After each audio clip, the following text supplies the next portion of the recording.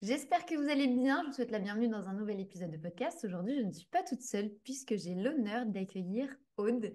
Merci beaucoup d'avoir accepté mon invitation. Est-ce que tu vas bien? Écoute, je vais très bien. J'ai une petite clim là qui me descend dessus. C'est très agréable. Tout va bien. J'ai ma petite bouteille d'eau. On est prête. Trop bien. Alors du coup, on a beaucoup de choses à voir aujourd'hui ensemble. Donc j'ai divisé l'épisode en plusieurs parties. On va d'abord parler de toi, de ton organisation, puis après on ira sur tout ce qui est contenu, qualité, etc. Mais du Trop coup, bien. pour qu'on puisse déjà avoir une idée un peu pour les gens qui ne te connaissent pas, comment est-ce que tu te présenterais, qui tu es, qu'est-ce que tu fais dans la vie? Ça marche. Du coup, la manière dont je me présente, elle est assez classique, hein. J'ai pas trop de trucs farfelus. Je sais qu'il y en a qui aiment bien justement faire un truc un petit peu cash, un petit peu pitch, etc. Moi, c'est pas forcément la manière dont j'aime le faire. Donc, je m'appelle Aude avec un H, si ça pourrait être ça un petit peu mon pitch. Je fais du consulting, donc je considère pas ça comme du coaching, c'est vraiment du consulting sur tout ce qui va être organisation, développement, structuration d'entreprise. Donc, c'est vrai que je touche des personnes à des niveaux parfois complètement différents. J'ai vraiment des gens qui sont très, très avancés, voire chefs d'entreprise avec une équipe, des salariés, etc. Comme je peux avoir des beginners, mais qui ont déjà un petit peu cette flamme, cette envie d'aller beaucoup plus loin. Donc, c'est vraiment autour de ça que je peux en fait aider les personnes. Ok. Mais du coup, quand tu vas toucher un peu toutes les différentes personnes et tous les différents profils, c'est vrai qu'on n'a pas du tout la même manière ni de travailler, ni de se concentrer. Toi, tu parles aussi beaucoup du fait d'être focus, avoir une productivité qui nous ressemble, mais surtout avec laquelle on est à l'aise. Quels sont les éléments ici qu'il va falloir prendre en compte quand on parle de focus? Parce que c'est vrai que même, tu vois, juste en entrepreneuriat, il y a beaucoup ce Mhm. on va se comparer, l'autre, il a été plus productif que moi, il a été plus là. Quels sont les éléments que nous, on doit écouter pour nous et seulement pour nous? C'est fou parce que depuis que je suis dans le monde de l'entrepreneuriat, j'ai appris une définition de la productivité qui est complètement différente de ce que je connaissais avant. Donc, pour les personnes qui me découvraient vraiment de but en blanc, qui n'ont jamais entendu parler de moi, avant d'être entrepreneuse, j'ai travaillé du coup 8 ans pour Decathlon. Donc, j'ai fait plein de métiers avec eux. J'étais directrice magasin, responsable de marque. J'ai fait beaucoup, beaucoup de choses. Et du coup, j'ai été amenée à travailler sur plein de différents types de pôles où la productivité, c'était vraiment mon quotidien, mais pas du tout la productivité comme on l'entend dans l'entrepreneuriat où c'est très, il faut faire le plus possible, il faut travailler le plus possible, il faut faire 80 heures par semaine, il faut vraiment être efficace à absolument tous les moments, alors que la vraie productivité, finalement, c'est pas ça. Mhm. La productivité, comme on l'entend, et c'est, je trouve intéressant, tu vois, avant donc on parle justement de tout ce qui est focus, concentration, productivité, c'est vraiment de remettre un petit peu l'église au milieu du village. C'est qu'être productif, c'est juste faire ce qu'on avait l'intention de faire. C'est pas forcément faire plus, c'est pas forcément faire moins, c'est vraiment faire ce qu'on avait l'intention de faire. Et je pense qu'aujourd'hui, la grosse problématique des entrepreneurs, et c'est pour ça qu'on a du mal à être concentré, qu'on a du mal à se focus parce qu'il y a une grosse charge mentale, c'est qu'on a juste envie de faire trop. En fait, on se compare beaucoup, je pense, aux autres. On va beaucoup aller voir ce que font les autres, comment avancent les autres. C'est un peu le top de l'iceberg, hein, parce que dans la finalité, c'est pas du tout comme ça que ça se passe chez tout le monde. Et ouais, je pense qu'il y a vraiment du coup une grosse problématique autour de ça. Et du coup, je pense qu'il y a des petits tips, genre vraiment tout petits, qui sont intéressants à comprendre. Et si je devais en sélectionner, allez, on va s'en dire trois pour pas aller trop loin, ça serait le... Déjà, le plus important, c'est justement au niveau du focus, de la concentration, c'est de bien faire la différence entre l'attention et l'intention. En fait, l'attention, c'est tout ce qu'on va avoir autour de nous. Par exemple, bah, là, je suis concentrée, j'ai par exemple les questions de ce dont on va discuter aujourd'hui à côté de moi. Je te regarde, j'ai la vue sur ma piscine, j'ai une caméra qui me regarde juste ici, j'ai la clim où je vérifie que j'entends pas trop. Tout ça, ça me prend en fait de l'attention. Par contre, mon intention, c'est vraiment ce sur quoi je dois être en train de me concentrer. Par exemple, je sais qu'à l'instant où je te parle, j'ai un micro qui est hyper spécifique. Il faut vraiment que je parle dans le micro pour que tu m'entendes bien. Donc, mon intention, en réalité, elle doit être concentrée là-dessus et pas sur le fait que je vois des gens sur leur balcon en face. Donc, ça, c'est un truc hyper important quand vous êtes. Et en fait, l'exercice qui est intéressant à faire, j'amène toutes les personnes qui sont en train d'écouter le podcast à faire cet exercice. C'est sur quoi est-ce que votre attention peuvent être prises. Est-ce que vous pouvez regarder par rapport à votre fenêtre? Est-ce que vous avez votre téléphone qui est en train de sonner? Et sur quoi vous devriez vraiment vous concentrer? Votre intention. Est-ce que toi, c'est des choses aussi sur lesquelles tu travailles un petit peu, justement, quand tu essaies d'être concentré, t'en prends conscience ou pas forcément? Complètement. Bah, en fait, déjà, de un, on n'a pas le choix, dans le sens où on est toujours avec notre Complètement. téléphone, on a toujours, tu vois, notre boîte email ouverte. Rien que le fait juste, en fait, de fermer l'onglet Gmail, pour moi, tu vois, c'est minuscule, hein, c'est vraiment un tout petit changement, mais ça m'a fait gagner un temps au quotidien fou, parce que du coup, t'es plus déconcentré sur le petit pop-up, tu vois, de ah, il y a un nouvel email, c'est qui? Est-ce que c'est une vente? Est-ce que c'est un client? Et du coup, en fait, tu vois, tu es constamment en stimulation. Du coup, maintenant, en fait, c'est simple, il y a une règle, je check le matin, à la pause déj et le soir. Et après, c'est fermé. Tout simplement parce que bah, j'ai un planning à tenir, tu vois, on a tous des bons Mhm. à respecter. Et c'est bien au-delà, en fait, juste du téléphone et de se dire, bah, je vais le mettre en mode avion. Parfois, malheureusement, dans mon cas, en tout cas, c'est pas réellement possible de se dire, bah, je vais pas sur mon téléphone parce que c'est aussi mon outil de travail. Mais plus d'une fois, tu vois, je me dis, bon, je vais aller sur Instagram faire ça parce qu'il faut que je check ça. Puis au final, je scrolle 5 10 minutes et puis je me dis, merde, je venais faire quoi? Tu vois, en fait, du coup, c'est assez perturbant de se dire, il faut à chaque fois se recentrer et c'est vraiment pour moi Mhm. une gymnastique qu'il faut apprendre. Est-ce que toi, le fait, tu vois, de travailler justement ce focus et d'avoir cette nuance entre grande entreprise, parce que bah, toi, tu as quand même travaillé très longtemps chez Decathlon avec des postes qui sont quand même assez hiérarchiques, avec pas mal de responsabilités, versus devenir entrepreneur.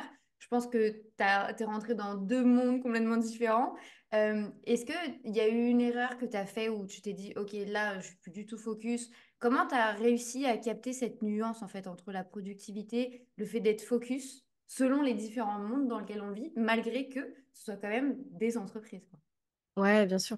Bah, déjà, c'est vraiment, c'est encore une fois, c'est énormément de facteurs qui sont à prendre, je pense, en compte par rapport au métier en fait qu'on peut faire. C'est vrai que la particularité, je trouve, de l'entrepreneur, au-delà du fait, bon bah moi, quand j'étais dans des grosses boîtes, t'as pas du tout les mêmes responsabilités, c'est pas du tout le même impact, mais c'est surtout que l'entrepreneur en fait a tellement de choses à faire. On est tellement sur tous les fronts, on est tellement en train de travailler sur plein de choses. Enfin, je veux dire, aujourd'hui, bah, là, on fait un podcast. Avant ça, j'étais en train de faire des retours vidéo à mes clients. Ce matin, j'étais en train de travailler sur un autre truc, faire du marketing, faire des mails. On fait tellement, tellement de choses que je pense que les personnes qui cherchent à être productives ou à être focus tout simplement, il faut quand même que ça passe par la case organisation. Parce qu'on peut pas, enfin, moi j'ai énormément de clients qui passent avec moi avec voilà, j'ai envie d'être plus productive, vraiment j'ai envie de travailler 4 heures par jour, mais être vraiment super focus sur ce que je fais. Mais quand on fait un petit peu un step back de, ok, en fait c'est quoi ton organisation, c'est quoi tes projets cette année, elle est où ta gestion de projet, tu peux montrer tes objectifs. Il y a pas grand-chose ou alors ça n'a pas été fait en fait de la bonne manière. Donc je pense que de prendre du recul par rapport à ça, c'est hyper important. Et un autre, et ça je pense que c'est un des meilleurs conseils que je sais même plus où j'ai lu ça à l'époque, et après je l'ai à moitié transformé à ma manière, c'est quand j'ai commencé à rencontrer des entrepreneurs, je me suis rendu compte qu'on avait un petit truc qui s'appelait l'objet brillant. Tu sais, on a toujours envie de faire plus parce qu'on regarde les réseaux, justement, on se compare énormément, on a toujours envie de faire des choses différentes. Et en fait, moi, un principe un petit peu que j'ai décidé de mettre dans ma vie et que j'essaie d'enseigner le plus possible à toutes les personnes qui peuvent me suivre, c'est un petit peu la ligne du temps et des tâches que tu es en train de faire. En fait, quand tu essaies de te concentrer, il faut savoir que tu as toujours plus ou moins 4 types de tâches dans la tête. Tu as la tâche du passé, c'est en fait la tâche que ça fait juste avant, et tu te dis, ah, merde, je me suis un peu dépêchée, j'aurais peut-être pu faire autrement. Exemple hyper concret, on avait rendez-vous à 16 heures pour moi qui suis en Thaïlande, donc à 10 heures pour toi ce matin. À 58, j'étais en train de faire un loom à une de mes clientes et en train de lui dire, attends, faut que je me dépêche là parce que je dois être au téléphone juste après. Bah, du coup, dans ma tête, je me dis, putain, j'aurais peut-être dû faire le loom après notre appel pour pouvoir faire un truc plus concret. Bref. Ensuite, tu vas avoir la tâche qu'on appelle la tâche du futur. Ça, c'est le truc que tu dois faire après, où tu es déjà en train d'anticiper. Par exemple, toi, je ne sais pas si c'est toi qui montes les podcasts, mais tu es peut-être en train de te dire, OK, bah là, tiens, peut-être que je couperai, ou peut-être que j'enlèverai ça. En fait, tu es déjà en train de penser à un truc que tu dois faire après. Mhm. Et après, il y a les deux tâches du présent. Et pourquoi est-ce qu'il y en a deux? Parce qu'en fait, tu as la tâche du présent, c'est-à-dire ce que tu es censé être en train de faire maintenant. Par exemple, enregistrer un podcast ou autre. Et après, tu as le trou noir de la productivité, qui est en fait la tâche que tu aimerais faire à la place de ce que c'est en train de faire. Et ça, c'est un cauchemar. Ça, c'est le cauchemar parce qu'en fait, c'est une tâche qui n'est pas forcément utile. C'est une tâche que tu as un petit peu dans la tête et tu te dis, ah, j'aimerais bien être en train de faire ça maintenant. Tu vois, moi, j'aimerais bien être à la piscine en train de faire ce podcast. Je peux pas le faire. On avait rendez-vous et je suis là. Tu vois un peu cette réflexion justement avec toutes les tâches. Est-ce que toi, tu le ressens aussi dans ton quotidien d'entrepreneur d'avoir toujours cette impression? Ben, en fait, le truc, c'est que on rentre un peu dans le rouage de se dire, euh, en fait, j'aime bien me dire que l'entrepreneuriat, c'est un peu comme une cage dorée. C'est-à-dire que on rentre pour faire un truc trop cool que l'on adore, presque limite votre passion, si vous êtes lancé dans votre passion. Et Carrément. après, en fait, tu vois, tu as plein de trucs qui viennent se greffer. L'administratif, la comptabilité, le service client, les emails, le machin. Et au final, tu te rends compte que tu rentres dans un rouleau compresseur de responsabilités auquel tu t'attendais pas du tout. Et du coup, c'est vrai que plus d'une fois, bah, aujourd'hui, non, parce que j'ai la chance aujourd'hui de pouvoir déléguer. Mais il Bien n'y a sûr. pas, tu vois, 4 5 mois déjà, je me rendais compte qu'en fait, je faisais des tâches qui étaient obligatoires pour le développement de mon business. Mais moi, ça me saoulait, quoi. En fait, je prenais Mhm. limite même plus de plaisir à me dire, mais en fait, je ne sais pas pourquoi je dois faire ça. Et après, tu vois, tu te recentres sur tes objectifs, sur la vision que tu vas avoir sur le futur et tu dis bah let's go parce que personne va le faire pour moi donc j'ai pas le choix donc je le fais. Mais tu vois, tu es obligé de rentrer dans ce truc de pas le choix malgré tu vois l'ambition qu'il y a à côté parce que ben on n'avance pas comme ça. Le succès ne tape pas à notre porte, hein, au cas où je vais casser un mythe. On est obligé de le faire. Toi, c'est vrai que tu as assumé cette position d'ambitieuse. C'est quelque chose qui peut être très péjoratif, qui peut être très connoté. Euh, Est-ce que tu ressens aujourd'hui que cette vision et cet état d'esprit de réellement j'ai de l'ambition, je sais où je vais, je sais comment je veux faire les choses, est-ce que tu ressens que ça simplifie beaucoup plus le process de en fait je sais pourquoi je le fais, j'ai des objectifs, je les atteins, ou est-ce que tu ressens parfois un peu ce jugement de dire bah, au final je suis entrepreneur, je suis une femme, je suis en ligne, parce que oui, le fait de travailler en ligne, ça peut être très mal perçu pour certaines personnes, parce que c'est jugé comme un non-travail. Donc, il y a plein Mhm. de facteurs autour de ça qui peuvent provoquer le jugement. Est-ce que toi, tu es à l'aise avec ça? Est-ce que tu as dû travailler là-dessus? Comment ça s'est fait, tout ce processus? Je dirais que honnêtement, j'ai toujours été très, très, très ambitieuse. J'ai toujours su, tu vois, que je pouvais faire des grandes choses. Et pourtant, je viens d'une famille, enfin, j'étais pas prédestinée, tu vois, à faire tout ça, mais j'ai toujours voulu vraiment faire beaucoup, beaucoup de choses. Je pense qu'une grosse partie de ça, c'est que je suis née dans un foyer où la fierté a une grosse place. Alors, pas la fierté comme on l'entend, un homme macho ou des trucs comme ça, pas du tout. Mais en fait, ce concept de j'ai besoin d'être fière de moi, mais j'ai aussi beaucoup, beaucoup besoin que les autres soient fiers de moi. Je pense qu'il y a beaucoup de personnes qui vont comprendre ce que je dis à l'instant T. J'ai beau avoir 31 ans, tout ce qui m'importe, c'est la fierté de mes parents. Je crèverais juste pour qu'ils me disent, oh, elle est trop fière de toi. Et des fois, je leur demande, vous êtes fière et tout, vous êtes fière. Vraiment, ce besoin, tu vois, cet enfant qui est là, est-ce que vous êtes fière de moi? Et je pense que ça a beaucoup joué sur justement ce côté d'être très, très ambitieuse. Et honnêtement, ça a commencé très jeune, que ce soit au niveau de l'école, alors et pourtant j'étais pas du tout bonne à l'école, mais je savais ce que je voulais, je savais que je voulais avoir mon bac parce que c'était ça la liberté, parce que après je pourrais aller vivre toute seule, etc., etc. Et tu vois, même en commençant chez Decat, hein, j'ai commencé, j'avais 21 ans, on m'a tout de suite expliqué un petit peu comment ça se passait une carrière chez Decathlon, parce que en fait, il faut savoir que chez Decat, en particulier en France, tu es vraiment recruté à partir du moment où tu es un pilier, où ils savent en gros qu'ils vont pouvoir te malaxer un petit peu comme ils veulent et t'envoyer bah, devenir responsable, aller dans les magasins, etc., etc. Et en fait, moi, j'ai tout de suite voulu devenir directrice magasin. Ça a toujours été mon objectif. Alors que j'avais 21 ans, je venais de rentrer dans la boîte et j'étais déjà là en train de dire, non, mais moi, je vais être directrice magasin, je vais être directrice magasin. Et j'ai réussi à le faire. C'est très, très chouette. Mais c'est vrai que du coup, tu es aussi dans un challenge permanent quand tu es comme ça. Je pense que d'être ambitieux, ça ne s'arrête pas. Voilà, quand tu es déterminé, tu as vraiment envie d'aller chercher quelque chose, c'est assez particulier. Et le terme que je trouve pas qu'être ambitieuse, c'est péjoratif. Par contre, on m'a dit que on m'a reproché un petit peu, non pas d'être ambitieuse, mais d'être opportuniste. Ok. Ouais, et ça me faisait assez rire parce que j'étais là, bah, je comprends pas et tout. Enfin, moi, je suis là, je saisis les occasions. Si tu veux, on me présente des choses, etc. Et c'est vrai que c'est quelque chose que j'avais aussi beaucoup en tête, c'est qu'en fait, dans la vie, peu importe d'où tu viens, tu es un peu tout seul. Enfin, je veux dire, les gens, si tu veux, toi, ton intérêt, c'est toi. Même si tu as un conjoint, dans la finalité, ton intérêt, c'est toi, c'est ton bonheur qui passera avant tout. Du moins, je l'espère.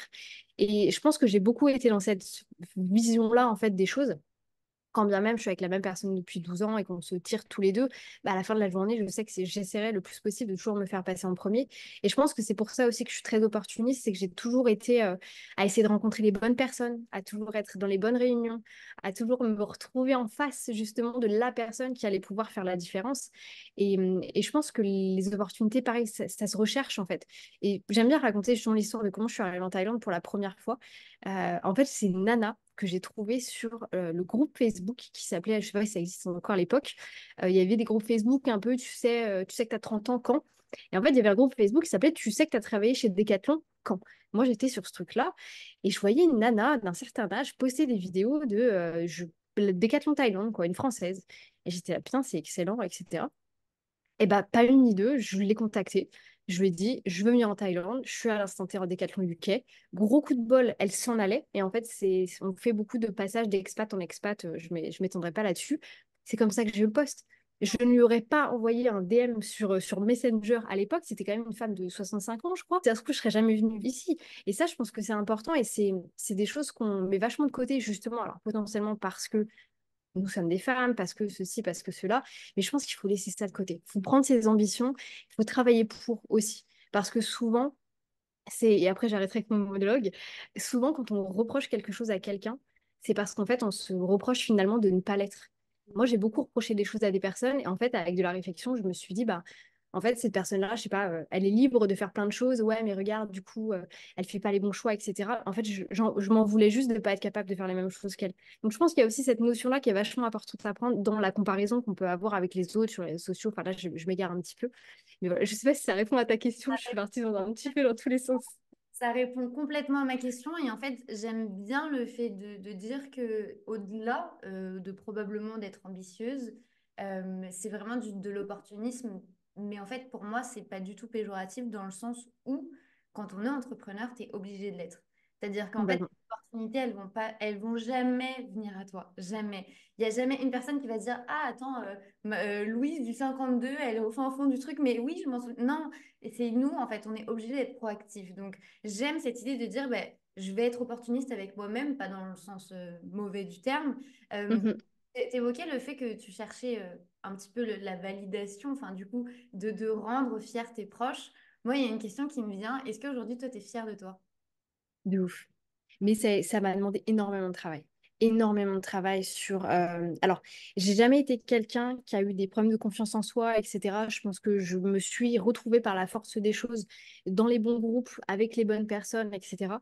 Mais du coup, j'ai beaucoup travaillé sur cette partie-là en sachant que j'avais une forte confiance en moi.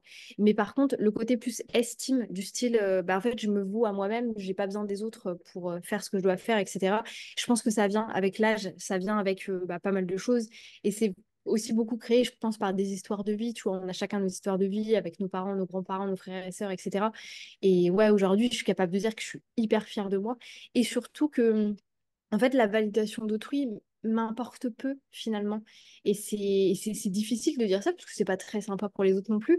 Mais avant, vraiment, j'aurais fait des choix pour mes parents, tu vois, même à 23, 24, 25 ans, pour leur faire plaisir parce que je savais que ça les mettrait dans une situation agréable. Et en fait, un jour, je me suis rendu compte que eux seraient heureux pour moi, quoi qu'il se passe, en fait. Et je pense que ça, c'est tout un autre sujet parce que je pense que ça touche aussi beaucoup notre génération, en particulier ce genre de prise de décision. Mais ouais, je pense que il faut travailler sur ça. Je sais pas si toi, aujourd'hui, tu es fier de toi ou si tu l'as toujours été ou si pareil, c'est un chemin qui t'a amené là finalement. Alors moi, je ne l'ai pas toujours été. Non. Je travaille là-dessus. Parce que c'est vrai qu'en fait, je me qualifierais comme très perfectionniste et c'est vrai que ma barre au niveau de l'exigence de la qualité est toujours trop haute. Ok. Ça me challenge aussi, donc j'aime bien ça. Après, c'est vrai que j'aime bien, tu vois, cette notion de dire je vais prendre bah, le choix pour moi. Quand Mhm. bien même, tu vois, les autres peuvent ne pas comprendre ou peuvent ne pas me suivre. Moi, bah, la première et presque unique fois que j'ai pris une décision réellement pour moi, ça a été quand j'ai quitté Paris pour venir habiter au Portugal. J'ai fait mon truc de mon côté et j'ai annoncé je me casse. Voilà, ça a été exactement ça. Et ça a été probablement, je la qualifie réellement comme telle aujourd'hui, une décision très égoïste. Voilà, j'ai pas pensé aux autres, j'étais en mode survie. Donc en fait, je n'avais plus le choix de regarder la validation, de regarder même juste l'opinion des gens, tu vois, parce que l'opinion des gens, elle était très formée. J'allais rater ma vie, j'allais au fin fond du Portugal, où on gagne pas bien sa vie, où le SMIC n'est pas à 1 500 euros. Ouais, ben, quand bien même, je suis quand même partie. Donc, je pense que c'est aussi important de faire des trucs pour soi, mais comprendre que ça prend du temps. Tu vois, moi, je suis pas encore arrivée de te dire, je suis hyper fière. Non, j'aime bien ce que je fais, j'adore, je vibre, mais je suis pas encore au stade de me dire, ok, là, vraiment, genre, je vais me décerner une médaille parce que je kiffe, tu vois. Euh, c'est Ouais, vrai c'est trop intéressant. non, mais ouais, mais de ouf, parce que, en fait, c'est vraiment aussi, tu vois, au-delà de la perception que l'on va avoir de nous, c'est également la perception que les autres ont de nous, comment on se voit, enfin, et du moins comment les autres nous voient. Du coup, en fait, tu vois, tu as toujours un peu ce challenge, et encore plus quand on est entrepreneur, parce que ben, on est exposé aussi, tu vois, sur les réseaux Complètement. sociaux. On est obligé aujourd'hui de créer du contenu parce que ben, tout ce qui nous entoure, c'est du contenu. Donc, tu es constamment en train de te dire, lui, il va le voir. Moi, j'ai bloqué tout le monde, les gars, au cas où. Vous pouvez bloquer tout le monde, ça fonctionne très bien. Les gens vont me juger ou ce que je vais faire, ça va être ridicule ou même ça va pas être aussi bien que l'autre. Donc, c'est souvent parfois un peu difficile à travailler au niveau mindset, au niveau organisation. Complètement. Et c'est vrai qu'aujourd'hui, tu vois, on a beaucoup de plateformes à gérer, on a beaucoup de choses à faire. Euh, Comment est-ce qu'on fait pour ne pas se sentir débordé par rapport à tout ça? Est-ce que toi, tu l'as déjà ressenti au quotidien? Et est-ce que c'est nécessaire pour toi de comprendre si oui ou non on est en débordement? Je me permets de te poser cette question parce que toi, tu es présente sur beaucoup de plateformes. Comment est-ce que toi, tu les gères de ton côté? Déjà, je pense que c'est important enfin, comment dire, de simplifier les choses énormément par rapport à ce qu'on fait. Aujourd'hui, on a tendance à énormément compliquer. On passera sur la partie contenu juste après, mais par exemple, j'étais en appel découverte avec une nana l'autre jour. Quand elle me disait, oui, bah moi j'ai tel outil, et puis je fais ça, du coup les mails, ils vont ici et là, j'étais là. Waouh! Pourquoi? Pourquoi tant de choses? Enfin, c'est en plus des outils payants. Enfin bref, c'était vraiment se complexifier les choses en ayant cette impression de je vais plus loin parce que j'ai plein d'outils, etc. Donc moi, je suis vraiment partisane de il faut absolument simplifier tout et aussi au niveau du contenu. Je sais qu'aujourd'hui, j'ai beaucoup de personnes qui me contactent justement en me disant oh, c'est ouf, t'as une chaîne YouTube, tu sortes 3 vidéos par semaine. Il y a le podcast, il y a le compte Instagram, il se passe plein de choses, etc. Cette année, je me suis mis à faire des mails. Mais sauf qu'en fait, tout ça, ça s'est monté petit à petit. Je suis pas arrivée un jour en me disant, voilà, je vais avoir absolument tout, tout d'un coup. Et d'ailleurs, avec beaucoup de recul maintenant, moi, j'aurais pas fait les choses comme je les fais maintenant. Je les aurais fait différemment. Et ça sert à rien d'avoir énormément de plateformes. Je pense qu'il faut déjà comprendre où est son client idéal. Si vous faites de la communication sur Instagram alors que vous visez les entreprises, allez sur LinkedIn. Si vous faites de la communication sur LinkedIn alors que votre client idéal, c'est une femme de 50-55 ans, allez sur Facebook. Enfin, il faut aussi, je pense, avoir cette recherche, pas chercher à faire comme tout le monde. Il y a des gens pour qui Instagram n'a pas d'intérêt. Il y a des gens qui marchent très bien sur LinkedIn qui ne sont pas du tout sur Instagram. Il y a des gens qui sont que sur YouTube et qui n'ont ni Instagram ni LinkedIn. Donc, je pense qu'il faut vraiment bien comprendre déjà où se trouve sa cible avant de décider d'aller sur une plateforme ou sur une autre. Et c'est marrant parce que j'ai eu la question hier en DM une nana qui me disait, mais est-ce que avant de te lancer sur YouTube, tu faisais déjà du chiffre d'affaires sur Instagram? Et est-ce que du coup, tu es allé sur YouTube parce que tu pensais que tes clients étaient là-bas? Et la réponse, c'est que moi, je faisais déjà un bon chiffre d'affaires en étant sur Instagram. Je n'avais pas besoin de me lancer sur YouTube. C'est juste que bah, le process était bien mis en place. Je savais ce que je faisais. J'ai potentiellement commencé à déléguer à ce moment-là. Et c'est là que je me suis dit, OK, on va sur YouTube. Parce que moi, c'était mon rêve dans tous les cas de faire du YouTube plus lifestyle. C'est pas le cas aujourd'hui, mais ça le sera plus tard. Donc, passer sur la partie YouTube et pour vraiment de donner les chiffres, hein, moi, j'ai commencé donc octobre 2021 sur Instagram, juin 2022, donc 8 mois plus tard sur YouTube, janvier 2023, du coup, oui, sur le podcast. Donc, 6 mois plus tard, j'ai mis le podcast. Et là, c'est cette année que je commence à faire des mails, un an plus tard. Donc, il y a cette impression d'être un petit peu partout. Après, je pense que c'est la vidéo aussi qui crée ça, parce qu'on a l'impression qu'il y a beaucoup de contenu qui est créé. Mais donc, ça ne sert à rien d'être sur toutes les plateformes. Il vaut mieux aller crescendo.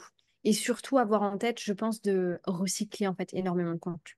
Tout le contenu qui existe a déjà été fait. Ce qui intéresse les gens aujourd'hui, c'est votre prise de position, c'est votre personnalité, c'est vraiment de montrer ce que vous pensez d'un certain sujet. Et il vaut mieux ouais, le remanier à votre sauce et beaucoup recycler. Moi, je recycle énormément de choses. Tout ce qui sort sur Instagram, c'est un peu, je vous donne l'information.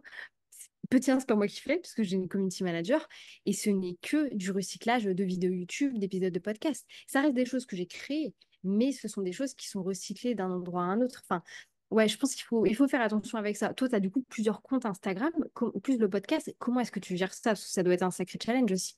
Ça l'est, mais comme tu le dis très bien, déjà, on ne construit pas tout du jour au lendemain. Et il faut savoir que moi, quand je vais sur Instagram, déjà, je détestais Instagram. Voilà, c'était une plateforme que je ne pouvais pas voir, mais il y a même pas quelques mois, hein. Vraiment, moi, je vais sur Instagram, on a parlé d'opportunisme de manière complètement opportuniste. C'est-à-dire que moi, mon expertise, c'est quand même du SEO. Donc moi, j'ai des sites internet qui tournent, etc. Là, le process, il est hyper bien ficelé. Ça fait presque 10 ans que je fais ça, donc on est en plein dedans. Et je me dis, je vais créer la Buzz First Academy. Je veux parler à des entrepreneurs avec un E à la fin, ES, qui ont un business, qui ont un peu de difficultés, qui ont besoin d'avoir de la visibilité. Je veux parler avec elles. Personne se trouve sur Google aujourd'hui, bien sûr. YouTube, ce n'était absolument pas du tout pensable, vu ma personnalité, etc. C'était pas possible. Donc je me suis dit, bon, ben, on va se lancer sur Instagram. Et moi, quand je vais sur Instagram la première fois, genre, je crie haut et fort pendant peut-être 6 mois. Enfin, ne partez pas de la plateforme, mais ne mettez pas tous vos œufs dans le même panier. Bien sûr. Diversifiez-vous, tu vois. Et en fait, petit à petit, je me rends compte que ça prend pas du tout parce que je parle complètement chinois à une audience qui ne connaît pas, en fait. Et c'est OK, ça, ils connaissent pas, c'est pas grave. Mais c'est vrai que du coup, aujourd'hui, je suis beaucoup plus axée stratégie Instagram parce que ben, moi-même, j'ai appris à comprendre Mhm. la plateforme. Donc, ça m'a pris beaucoup de temps aussi. Mais c'est vrai que, comme tu le dis très bien, en fait, moi, généralement, j'ai des emails qui partent toutes les semaines. Mes emails sont généralement des épisodes de podcast avant. Ce sont également très souvent, avant même d'être tout ça, des articles de blog. Donc en fait, tout est recyclé, même sur Instagram, tout est recyclé. Et en fait, c'est aussi la clé de tout ça. Moi, pour moi, tu vois, il y a beaucoup de gens qui disent oui, mais moi, j'ai peur que les gens y voient parce que du coup, c'est des gens qui ont déjà consulté déjà de un et alors, voir deux informations, enfin la même information deux fois. Déjà de un, peut-être que la première fois, la personne ne l'a pas comprise. Et de Bien sûr. peut-être que tu vois, au moment où la personne va le revoir, peut-être que ça va peut-être résonner d'une autre manière parce qu'elle va être à un autre moment de sa vie. Et du coup, peut-être que la perception de ce que tu vas dire ne va pas être la même. Donc déjà, c'est pas grave. Et de trois, surtout, c'est la répétition en fait. Tout le monde me dit, mais Complètement. que Instagram, pour que la First Academy devienne ce qu'elle est aujourd'hui. Mais la répétition, je passe ma vie à me répéter. Et c'est pour ça qu'aujourd'hui, les gens me connaissent pour ce que je fais. Parce que je répète Mhm. tout le temps, tout le temps. Et en fait, j'aime bien, tu vois, le comparer genre à une planche. Tu as un clou et tu tapes toujours sur le même clou pour que ça rentre. Bah, c'est exactement ce que je fais.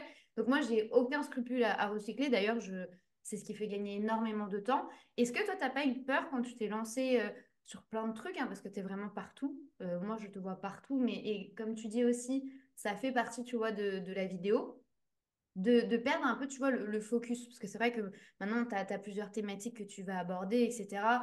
Aujourd'hui, on entend beaucoup parler de piliers de contenu. Est-ce que Mhm. tu n'as pas eu peur de te dire, bah, en fait, sur Instagram, ça fonctionne, mais j'ai envie de me lancer sur YouTube? Tu as eu des peurs? Comment tu as fait pour rester bien focus par rapport au message que tu voulais transmettre? Je pense que c'est tout se joue en fait avec le classique hein, des fondations business. C'est-à-dire que moi, j'ai toujours fait ça. En fait, c'est marrant parce que c'est un des premiers exercices que j'ai vraiment fait quand j'ai voulu me lancer dans le business en ligne. Donc, je travaillais toujours à Decathlon à l'époque. Et je m'étais dit, enfin, moi qui viens de Decat, où la vision, la mission, les valeurs sont extrêmement fortes, c'est vraiment, enfin, on a des panneaux avec marqué ça dans les Decathlons et puis comment dire, dans les services, dans les offices, etc. Et du coup, je m'étais dit, ok, bah en fait, pourquoi tu veux quitter Decat? Parce que faut savoir aussi pour la petite histoire, moi, j'étais très heureuse dans le salariat. Je vivais ma best life, je veux dire, j'étais à Bangkok, j'avais le best salaire ever, j'avais un super appartement, tout était fantastique. J'adorais mon métier, j'adorais les gens avec qui j'étais.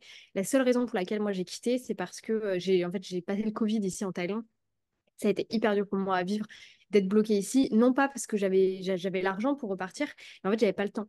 Parce que bah, j'étais bloquée justement avec des cats. Donc moi, c'est vraiment cette liberté-là dont j'avais besoin. Bref, du coup, je me mets à vouloir me lancer, etc., sur pas mal de choses. Je travaille beaucoup, beaucoup sur ma vision. Qu'est-ce que j'avais envie de faire? Et aujourd'hui, enfin, ma vision, tu vois, elle date de 2019, j'ai toujours la même. J'ai toujours la même, je sais exactement ce que j'ai envie de faire. J'ai vraiment cette sensation aussi un petit peu de mission de vie. Je fais ça pour telle et telle raison, que ce soit mission de vie personnelle ou mission de vie vraiment pour les personnes que j'ai envie d'aider, voilà, les autres entrepreneurs, etc., ou même chef d'entreprise. Enfin, je suis vraiment pas arrêtée là-dessus. Et je pense que c'est ça, c'est vraiment cette mission et de savoir en fait que je faisais les choses pour une bonne raison. Et d'avoir mis ça en place, de m'être formée aussi à chaque fois, vraiment sur les plateformes, que ce soit formée avec des formations, des coachs, ou alors vraiment en autodidacte. Beaucoup me renseigner sur ce qui marchait, ce qui marchait pas. En fait, je suis jamais allée sur une plateforme en me disant, on va voir ce qui se passe. Avant ça, il y avait toujours la réflexion de, OK, comment est-ce que je vais faire? Par exemple, Instagram, je me suis fait former. À la base, je voulais prendre community manager, ce que je ne comprenais pas du tout comment marchait la plateforme. Et du coup, j'étais là, ouh, enfin, moi qui fais beaucoup de recrutement, j'étais là, si j'engage quelqu'un, mais je ne comprends pas son métier, ça va pas se faire, tu vois, ça va être compliqué. Donc, je me suis formée d'abord avant de prendre une community manager et j'ai d'ailleurs géré mon Instagram toute seule pendant des années avant ça. Et ensuite, quand je me suis lancée sur YouTube, le gros avantage que j'avais, c'est que mon mec est déjà là-dedans, donc forcément, c'était beaucoup plus simple. Je me suis beaucoup formée en autodidacte directement sur YouTube.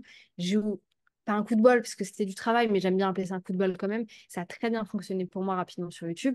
Pareil sur le podcast, je me suis formée sur le podcast avant de me lancer. Pareil dans les mails, je me suis formée dans les mails. Donc en fait, je pense que c'est ça aussi qui aujourd'hui bloque beaucoup de personnes. C'est que moi, j'ai énormément de gens avec qui je travaille. Quand on fait un premier audit de leur business, c'est pas péjoratif, mais déjà, des fois, je suis là, mais comment t'es arrivé là, en fait? Parce que là, vraiment, il y a du taf, quoi.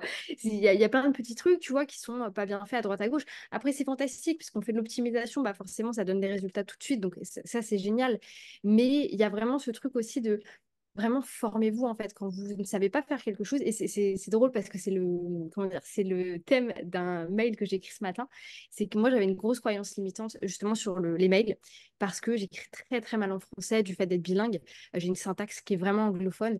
Et du coup, j'avais vraiment ce truc de me dire, en fait, c'est pas pour moi, tu vois, je peux pas écrire, il faut écrire bien français, il faut vraiment avoir, putain, je dis ça en plus avec vraiment une syntaxe qui est pas du tout française. Il faut bien écrire en français, etc. Et du coup, ça m'a vachement bloquée. Et en fait, je pense qu'il faut comprendre ces blocages, comprendre sur quoi est-ce qu'on peut travailler, vraiment ce qu'on maîtrise, ce qu'on ne peut pas maîtriser. Et ce que vous ne maîtrisez pas, faites-vous aider. Et si vous n'avez pas envie de dépenser d'argent, ce qui n'y a absolument aucun souci, YouTube, c'est une mine d'or quand on a envie de commencer à faire quelque chose. Et il vaut mieux avoir conscience un petit peu des étapes en fait, qui doivent être mises en place avant ouais, de se lancer un petit peu dans la gueule du loup. Parce que c'est vrai que je pense qu'un des trucs, je ne sais plus si on avait prévu d'en discuter, mais un des trucs qui est hyper important quand tu crées du contenu, c'est la récurrence. Mm. En fait, si tu fais 10 stories un lundi, mais après tu disparais pendant 2 semaines, ça n'a, ça n'a aucun intérêt. Même si tes stories que tu as fait ton lundi matin à 9h et c'était fantastique, ça n'a absolument aucun intérêt. Donc je pense qu'il y a ce côté-là aussi, c'est d'avoir vraiment cette récurrence dans le contenu que vous allez créer pour pouvoir vous sentir à l'aise. Parce que, imaginons, moi qui sors, donc il y a 3 vidéos qui sortent par semaine, 2 posts. En ce moment, je fais pas trop de stories quotidiennes parce que je profite de ma vie. Et il y a 2 mails qui vont sortir par semaine, donc c'est énormément de contenu. Si je devais faire ça tous les lundis pour toute la semaine, je serais sous l'eau. Donc il y a aussi cette organisation de, OK, réfléchir en amont, je vais avoir des vidéos YouTube, je vais avoir le podcast, de quoi je vais parler, quand est-ce que je vais tourner, se mettre des blocs de temps, etc. C'est essentiel en fait. Tu parlais du coup de cette fameuse organisation où c'est vrai que tu vois, on entend tellement parler du batching de contenu et quand on en a beaucoup, c'est très compliqué de tout batcher. On est rapidement enseveli et on se dit, OK, je commence par quoi? Et c'est vrai que tu parlais justement du fait que tu aimais beaucoup toi, ton salariat, tu étais vraiment hyper bien. Est-ce que c'est la raison pour laquelle toi aujourd'hui tu appliques des horaires de bureau? Tu trouves en fait ton équilibre très très bien dans le sport, la santé mentale, le travail et tout. Et même comme ça, appliquer des horaires de bureau, je te pose cette question parce que quand on est entrepreneur, il y a ce truc que tout le monde crie haut et fort de vous allez travailler 3 4 heures, vous allez faire ce que vous voulez de votre emploi du temps. Vos horaires, franchement, ça va être votre best life ever. Euh, alors que pas réellement, vraiment, autant je vous fais une confession, c'est pas réellement comme ça que ça se passe. Toi, aujourd'hui, tu le dis, mes horaires, c'est mes horaires de bureau et c'est OK en fait. Comment est-ce Heureusement. que tu es arrivé à ce stade-là? Est-ce que, parce que du coup, toi, quand tu rentres dans l'entrepreneuriat, tu cherches cette liberté d'organisation, de temps et tout, mais même comme ça, je dirais pas que tu t'imposes cette discipline, mais presque d'horaire de bureau. Est-ce que avant tu as fait des erreurs et tu t'es dit, mais en fait, ça, c'est pas pour moi? Ou dès le début, tu as rapidement compris que c'était le rythme qui t'allait? Je pense que j'ai essayé le truc classique de maintenant je suis entrepreneur, je travaille le moins possible, je travaille le soir devant mon ordi. Aussi beaucoup cette croyance de pendant que tu es en train de te reposer et que tu regardes Netflix, les autres sont en train d'avancer. C'est pas vrai, les autres ils dorment aussi, ou alors ils durent 2 ans et puis après ils font un burn-out. Donc dans tous les cas, il n'y a pas trop de questions à avoir autour de ça. Mais j'ai fait toutes les erreurs, hein. J'ai travaillé le soir devant mon ordinateur. J'ai essayé de me lever super tôt en me disant plus je me lève tôt, plus je serai levée avant les autres, plus justement je vais essayer de travailler. Mais tu vois, c'est toujours la même injonction. C'est les autres. On a toujours envie de faire soit comme les autres, soit différemment des autres, sans réfléchir en fait à ce qu'on cherche vraiment pour soi en fait, tout simplement. Et ça, je pense que c'est hyper important d'avoir cette réflexion. Et je suis complètement d'accord avec toi. Il faut casser le truc de se dire on va travailler 4 heures par semaine ou pas par semaine. Je suis gentille. 4 heures par jour.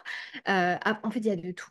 Tu vois, je discutais avec Mélodie, une copine entrepreneuse à moi. Là, elle, son but cette année, c'est de passer de 60-80 heures semaine à 30-40 heures semaine. Quand elle m'a dit ça, vraiment, j'ai avalé ma salive. Je me suis dit, putain, mais moi, je travaille 25 heures, mais du coup, je travaille pas assez, en fait. Comment est-ce que ça se passe? Enfin, voilà, il y avait vraiment cette compréhension-là. Donc, je pense qu'il y a tout ce truc-là aussi de la manière dont on va travailler, etc. Et ce qu'on recherche. Et après, ouais, moi, les horaires du bureau, mais j'ai aucun souci avec ça, quoi. Justement, en fait, je suis quelqu'un de très routinier aussi. Ça, je pense que c'est à prendre en compte. J'adore ma petite routine, j'adore ma routine du matin. Mon mec est entrepreneur aussi, donc on a notre petite routine du midi, etc. On a nos petits trucs qu'on fait le soir, tout ça. Donc, on a vraiment cette routine, en fait, qui est hyper similaire. On a essayé d'avoir chacun notre truc, on a essayé de travailler le soir, on a essayé de travailler plutôt le matin. Ça ne nous correspondait pas forcément. Et je pense qu'il ne faut pas mystifier le fait de oh, mon Dieu, tu travailles 9h, 18h, mais tu as cru que tu étais en salariat. Mais en fait, si je suis heureuse comme ça, moi, je suis heureuse comme ça. Tu vois, au moins à 18h, j'ai fini ma journée, je vais faire mon petit truc. Bon, ici, c'est différent parce que je suis en Thaïlande, donc je suis vraiment beaucoup en décalage avec la France. Donc, c'est vrai qu'en ce moment, j'ai tendance à répondre. Je suis sur mon téléphone quand même jusqu'à 22h, ce qui doit faire 14h en France. Donc, pour être un petit peu quand même dispo pour mes clients pour la période là en particulier. Mais sinon, ouais, à 18h, moi, j'arrête. Et en fait, c'est pas que je commence ma vie, mais je continue ma vie. Parce que c'est ça aussi, je pense, la plupart des entrepreneurs deviennent entrepreneurs pour avoir plus de liberté et au final se retrouvent à travailler beaucoup plus et à énormément mettre de côté leur vie personnelle. Et pour moi, par exemple, c'était hors de question. J'ai besoin d'avoir ma vie perso, j'ai besoin d'avoir donc j'ai pas de passion, mais j'ai besoin de faire mes trucs à côté, etc. Et c'est essentiel, je pense, justement pour la santé mentale. Parce que sinon, tu te retrouves complètement bloqué à toujours être en train de faire la même chose. Mais pourquoi, en fait? Enfin, le business en ligne, je sais pas si tu es d'accord, mais pour moi, c'est pas la vraie vie, tu vois. Ouais, complètement. Ah, mais je pense que. Est-ce que j'ai le droit de certifier ce que tu viens de dire, de payer, de les mettre. Franchement, pour moi, en fait, on est dans. Et c'est beaucoup dû aux réseaux sociaux, mais beaucoup de gens. Et c'est pour ça, d'ailleurs, que beaucoup se plantent. Et c'est pour ça que je milite autant. La vie d'entrepreneur, elle n'est pas facile. C'est pas quelque chose d'hyper complexe. On ne se lève pas à 5 heures du matin pour aller à l'usine. Ok, c'est vrai. Par contre, il y a vraiment des gens aujourd'hui sur Internet qui vont se lever à 5 heures du mat juste pour aller faire un footing. Les gars, il y a déjà quelqu'un qui s'est levé avant vous sur Instagram pour aller faire un footing, sachez-le. En fait, il y a toujours, tu vois, ce truc de je vais montrer la meilleure vie. Je vais montrer peut-être l'illusion de la vie que j'aurais aimé avoir, mais sur le terrain, on n'est pas vraiment là-dedans. Et toi, tu parles très bien du fait en fait, de juste construire ta vie où tu vas être heureuse dans un business sain, même si c'est pas des trucs de ouf. Et j'ai adoré quand tu as parlé de ça parce que je trouve que enfin quelqu'un qui dit genre, ben, j'ai pas envie d'avoir une vie de ouf, je veux juste être bien dans ma vie, avoir un business qui va me rendre heureuse, être bien entourée, avoir, tu vois, ces petits plaisirs que tu évoquais. Euh, Deux choses. Quels sont du coup à toi tes petits plaisirs?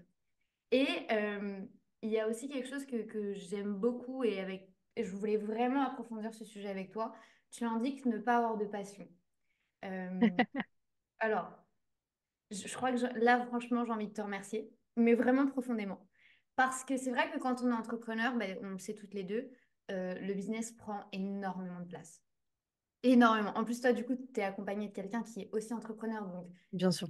le business fait partie de votre quotidien. Et c'est vrai que j'ai eu pendant un temps une crise existentielle de me dire qui est Marine? Genre, mais vraiment en mode, si on m'enlève mon entreprise, qu'on m'enlève mes business, il reste quoi? Et en fait, je me suis Ouais. rendu compte que ben, j'ai pas de passion. En fait, il n'y a rien qui va me passionner. Oui, il y a des trucs que j'aime bien faire. Mais de là à dire que je suis passionnée, ben, en fait, ma passion, c'est mon travail. Est-ce que ça compte? Donc, j'aimerais bien, toi, avoir ta vision des choses par rapport à tout ça et comprendre un peu comment tu te places. Quelle est un peu la perception? Exactement. Euh, Déjà, je reviens juste sur ce que tu disais avant, parce que je pense que c'est important de bien mettre le contexte en place. Parce que je sais qu'il y a des gens qui pourront nous écouter, qui vont se dire oui, mais tu as envie d'avoir une vie tranquille, d'avoir une vie simple. Et pourtant, tu vois, j'habite en Thaïlande. Je me réexpatrie là en Thaïlande. Et je sais que pour plein de personnes, c'est un truc de malade, tu vois. Et je pense qu'il y a aussi cette perception d'avoir que bah, des choses qui vont être simples pour certaines personnes ne le seront pas potentiellement pour d'autres. J'ai plein de gens, tu vois, qui, quand je suis revenue ici, qui m'ont dit oh, la Thaïlande, c'est un truc de ouf, hein, vous allez faire ci, vous allez faire ça, etc. C'est une grande ville. Et en fait, bah, nous, comme on a vécu ici longtemps, je suis juste chez moi. J'ai vraiment juste l'impression, en fait, d'être chez moi, comme si j'étais chez moi à Brest. Il n'y a vraiment aucune différence avec ça. Donc voilà, je voulais juste mettre un petit bémol pour pas qu'on ait l'impression de ah ouais, mais ah, tu as quand même une vie assez dingue pour quelqu'un qui a envie d'avoir une vie assez simple. Et du coup, pour revenir un petit peu sur les petits plaisirs de la vie, je pense que celui que comment dire, que je ne laisserai pour rien au monde, c'est le fait que je pense sur les 10 dernières années, parce que avec ma carrière avec Decat, j'ai gagné quand même bien ma vie, j'ai jamais regardé un prix de ma vie. Et ça, je pense que ça vaut tout l'or du monde. Alors, pourquoi je te dis ça aussi, j'y repense, parce que vu qu'on est ici, on fait la translation, la conversion entre Thai baht et euro. Donc là, en ce moment, on regarde les prix pour voir un petit peu, pour essayer de se rappeler un petit peu des prix qu'il y a ici. Mais dans un quotidien, moi, je regarde jamais les prix. Et vraiment, c'était un truc dont je m'étais jurée. Je m'étais dit, je veux pas devoir regarder les prix, acheter un truc parce que si, parce que ça reste des choses du quotidien, tu vois. Mais ouais, c'est vraiment un sentiment où je me dis, voilà, j'ai pas envie de me prendre la tête avec ça. Si ça coûte 50 centimes de plus, bah, même si j'en mange 10 par jour, enfin, j'ai pas envie que ça m'impacte. Et en fait, vraiment, c'est ouf ce que je veux dire, mais moi, je travaille dur pour pouvoir, si j'ai envie d'aller au resto, si pour pouvoir aller en vacances, enfin, c'est pour des trucs comme ça aussi qu'on travaille. Donc vraiment, ouais, ce côté de pas regarder les prix, ça, je pense que c'est hyper important. L'autre côté, c'est les petits plaisirs de la vie, dans le sens, bah, s'il y a une après-midi, tu vois, je sais que je suis libre, j'ai pas d'appel ou un truc comme ça, bah, de pouvoir dire à ma frangine, est-ce que je peux venir voir Brigitte et Gualtas, qui sont mes neveux et nièces, est-ce que je peux venir passer l'après-midi avec eux, quoi. Juste des petits trucs comme ça, pareil avec mes parents, tu vois, leur faire des surprises, bah tiens, je pars de la maison, je suis chez vous dans 1 heure, enfin, c'est juste pouvoir aussi ouais, faire plaisir aux gens de mon entourage, non pas avec des cadeaux, quoi que ce soit, mais vraiment juste par ma présence, parce que c'est vrai que quand on est entrepreneur, t'es vite en fait tout seul dans ton truc, suivant si tu as des gens autour de toi qui le font ou pas. C'est difficile aussi pour notre entourage parfois de comprendre. Moi, j'ai eu beaucoup de chance avec des parents qui m'ont toujours dit OK, pas de souci, alors que je quittais, tu vois, 8 ans de carrière pour faire je sais pas trop quoi, mais je quittais quand même. Donc, ouais, vraiment ce sentiment un petit peu d'être libre de faire ce que je veux, quoi. Et pareil, la liberté, tu vois, là, je suis en Thaïlande à l'instant. Je suis partie le 18 décembre de France. On a décidé le 12 décembre, enfin 5 jours avant, tiens, et si on allait passer un mois en Thaïlande avant de se réexpatrier au mois d'avril, on l'a fait, tu vois, il n'y a pas eu trop de est-ce qu'on peut le faire, est-ce qu'on peut pas le faire, c'est ben oui, on le fait en fait, on en profite. Donc je pense que c'est vraiment cette liberté de prise de décision, c'est ça que j'essaye de dire, c'est vraiment de pouvoir prendre les décisions qu'on a envie sans avoir la perception des autres, etc. Enfin, je sais pas, est-ce que toi, tu as ce sentiment-là aussi? Est-ce que c'est pour ça que tu fais de l'entrepreneuriat ou est-ce que c'est pas forcément cette manière-là que tu as de voir? Moi, en fait, il faut savoir que l'entrepreneuriat, il m'est un peu tombé dessus sans que je m'y attende. Donc, en fait, pour moi, c'est des éléments, tu vois, que j'avais déjà de un pas anticipé. Et du coup, bah, petit à petit, tu commences à rentrer dans cette perception, dans ton pourquoi. Et c'est vrai que moi, en fait, avec le temps, j'ai réellement compris profondément mon pourquoi. Mais pendant 2 3 ans que j'ai un blog toute seule, genre, j'ai pas tout ça. Tu vois, genre, je me rends Mhm, compte de ce qui est en train de se passer. Et c'est pour ça, tout à l'heure, quand tu disais il faut réellement se former, il faut comprendre, moi, en fait, j'ai commencé, je comprenais rien. D'ailleurs, il y a plein d'erreurs que j'ai faites qui m'auraient fait gagner un temps fou, mais vraiment, littéralement. Parce que, ben, en fait, je rentrais dans un monde, c'est hello, je suis là en touriste, je méconnaissais tout de l'entrepreneuriat. Alors, j'ai, comme toi, eu beaucoup de chance d'avoir des parents qui m'ont toujours soutenue. Mais c'est vrai que je suis rapidement rentrée dans ce truc de, en fait, il faut absolument que ça marche. Tu vois, mhm, raison quelconque, tu vois, c'est juste marine, en étant marine, il faut que ça marche. Et c'était un challenge personnel, je pense, où je sais pas. Honnêtement, aujourd'hui, j'ai pas encore identifié le pourquoi du comment. Et c'est vrai que, bah, mine de rien, j'ai fait un post Instagram cette année là-dessus. L'année dernière, 25 décembre, il y a mon neveu, premier Noël. Il vient de Paris pour passer Noël avec nous. Il est en train de jouer et en fait, je me rends compte que j'ai l'ordinateur sur les genoux. Je prends la photo et je me dis, l'année prochaine, il est hors de question que ce soit la même. Hors de question. Parce qu'en fait, mine de rien, tout ce processus m'a fait comprendre que ben, notre entourage prend aussi ce bagage d'entrepreneuriat et en fait, complètement.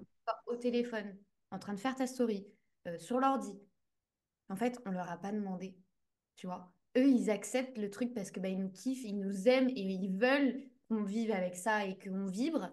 Mais eux, ils ont rien demandé. Et en fait, quand je vois mon neveu il y a 1 an, je me dis non, c'est pas possible. Là, c'est pas pour ça que je me suis lancée. C'est pas, en fait, Ouais. je ne veux pas. Et en fait, je pense qu'il y a un stade, tu vois, où tu arrives de, en fait, comprendre ce que tu ne veux pas pour arriver à ce que tu aimes. Et c'est, tu vois, comme ça que je me suis dit, en fait, merde, tout le monde a une passion dans mon Mhm. il y a tout le monde qui aime de faire un truc, de la peinture, de la poterie, de la céramique, du sport. Mais moi, j'ai pas, tu vois, c'est même pour te dire, en La 7 team sans passion. non, mais vraiment, tu vois, et c'est limite un peu frustrant de se dire, ben, en fait, moi, j'ai pas, enfin, je ne peux pas débrancher mon cerveau avec un truc Mhm. autre chose que mon travail. Ouais. T'as Ou du- tu bosses pas aussi pour alimenter en fait cette passion-là. Et c'est ça dont on avait, comment dire, où j'en avais discuté, non, j'en avais parlé dans un épisode de podcast où justement j'expliquais que bah, moi, le souci en fait que j'avais avec ça, c'était. Alors déjà, je pense qu'il y a différents types de passions. J'ai eu beaucoup de commentaires quand j'avais fait cette vidéo-là. J'avais plein de gens qui m'ont répondu, ouais, mais t'as quand même le sport, t'es quand même une grosse sportive, tu fais de la muscu, t'as un coaching. Enfin, voilà, t'étais vraiment dans ce monde-là un petit peu sportif. Donc, j'avais pas mal comment dire, de retours par rapport à cette partie-là. Et j'expliquais, mais pour moi, c'est pas ça une passion. Une passion, c'est que c'est tellement dévorant qu'il faut absolument, bah justement, tu as envie d'arrêter de travailler à 18 heures parce que tu as envie de retrouver ta passion, en fait. Et je pense que c'est ça. Après, je pense que c'est exactement ce que je disais dans le podcast, c'est ce manque un petit peu, comment dire, ouais, peut-être ce malaise que j'ai avec les passions aussi, c'est que vu que mon père est très passionné d'horlogerie, depuis qu'il a genre 10 ans, il a la même passion, et il en a 70 aujourd'hui, c'est 60 piges qu'il est sur le même truc, je pense que j'ai été tellement, pas dévorée par sa passion, mais vraiment de voir en fait quelqu'un de cet âge-là, enfin, même mon papa, quoi, vraiment, vraiment passionné par ça. Et moi, je me suis dit, et moi, elle est où ma passion en fait? Tu vois, il est où mon truc pour lequel j'ai tout, enfin, j'ai envie de tout arrêter, j'ai envie. Ah, tu vois, c'est quelqu'un qui est capable de faire des kilomètres pour aller dans une brocante spécifique parce qu'il sait qu'il va pouvoir trouver tel type de montre. Enfin, c'est vraiment dingue, quoi. Et ouais, avec du recul, moi, j'ai toujours été là. Bah, en fait, moi, j'ai pas ce truc-là. J'ai vraiment pas ce truc-là pour lequel je me donnerais corps et âme pour pouvoir faire quelque chose. Après, je pense que ça se construit aussi beaucoup avec le temps. Et j'ai lu énormément alors d'études, c'est un grand mot de dire ça, mais j'ai lu énormément d'articles sur le sujet. Les femmes ont plus de mal à trouver une passion que les hommes. Comme, bah, je fais un peu un raccourci, hein, les femmes ont un instinct maternel qui est beaucoup plus fort très souvent que l'instinct paternel. Et ben c'est exactement la même, enfin, c'est exactement la même chose. Encore une fois, je fais une grosse généralisation. C'est un peu la même chose avec les passions. Les hommes ont souvent tendance à être multipassionnés, donc à être passionnés très rapidement d'un truc, mettre tout leur argent pour passer sur une autre passion, alors que les femmes ont plus tendance à se dire, ok, j'ai ce côté sécuritaire, il faut quand même que je fasse attention à mon environnement, etc. J'ai envie comment dire, de faire les choses bien. Donc, potentiellement, je vais prendre plus de temps pour choisir une passion parce que quand on parle de passion aussi, alors là, je généralise encore une fois, mais souvent, c'est quelque part où on investit de l'argent parce qu'on va acheter des choses, parce qu'on va acheter des livres, on va aller rencontrer des personnes, on va faire ce genre de choses. Donc, je pense qu'il y a ce côté-là aussi de peut-être de protection, tu vois. Je me dis, j'ai pas envie de mettre toute ma thune là-dedans. Je préfère garder mes sous pour faire autre chose. Donc, ouais, il y a un petit peu ce côté-là qui est généré par ça, par ce manque de passion, quoi. Ouais, mais c'est vrai que c'est aussi un sentiment qu'on peut rapidement ressentir, encore une fois, hein, et à cause ou grâce, je sais pas, à la perception des gens, tu vois, à se comparer, à se dire, bah, elle, en fait, elle a passé 4 heures à peindre, à faire une peinture, mais moi, en fait, j'ai peut-être passé 4 heures à créer du contenu, mais pour autant, j'ai peut-être pris autant de plaisir qu'elle. Donc, je pense qu'il faut aussi arrêter, tu vois, de s'auto-culpabiliser et de se dire, en fait, il faut absolument, absolument, absolument que j'arrête de travailler. Mais si tu adores ce que tu fais, que tu vas bien, Clairement. que c'est sain, je vois pas pourquoi tu t'imposerais quelque chose par rapport à un rythme que d'autres personnes t'imposeraient. Euh, Moi, j'aime bien dire que mes business ne me définissent pas, mais la création de contenu me définit parce que je prends un kiff total à créer mon contenu. Euh, Toi, est-ce que c'est quelque chose qui te fait encore aujourd'hui vibrer, parce que bah, tu crées quand même beaucoup de contenu, ou est-ce que c'est quelque chose qui reste quand même assez stratégique de dire, bah, si on ne me voit pas, on ne se souviendra pas de moi, donc autant de me démultiplier un peu partout pour être du coup très régulière dans tout ce que tu fais parce que pour le coup, toi, es la récurrence, franchement, c'est ton maître mot, je pense. Est-ce que ça te fait encore vibrer? Est-ce que tu kiffes toujours autant? Est-ce que tu prends du plaisir à prendre ton micro et à écouter ton podcast qui d'ailleurs, je vous mettrai le lien juste en dessous de cet épisode qui est vraiment génial.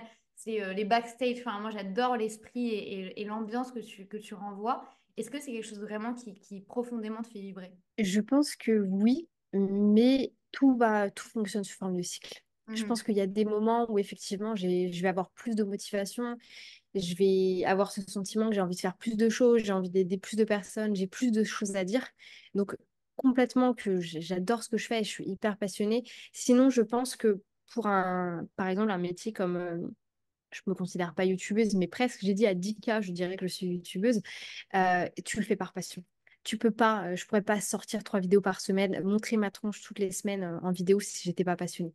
Je pense qu'il y a des manières aussi de voir les choses et ça joue un petit peu avec l'instinct, c'est que tu, il faut vouloir faire quand même quelque chose pour pouvoir l'accumuler et surtout pour avoir de la récurrence parce que là on est quand même donc on est en janvier 2024 pardon. Ça fait plus d'un an et demi que j'ai la chaîne, ça fait plus d'un an et demi qu'il y a soit 2 soit 3 vidéos qui sortent par semaine.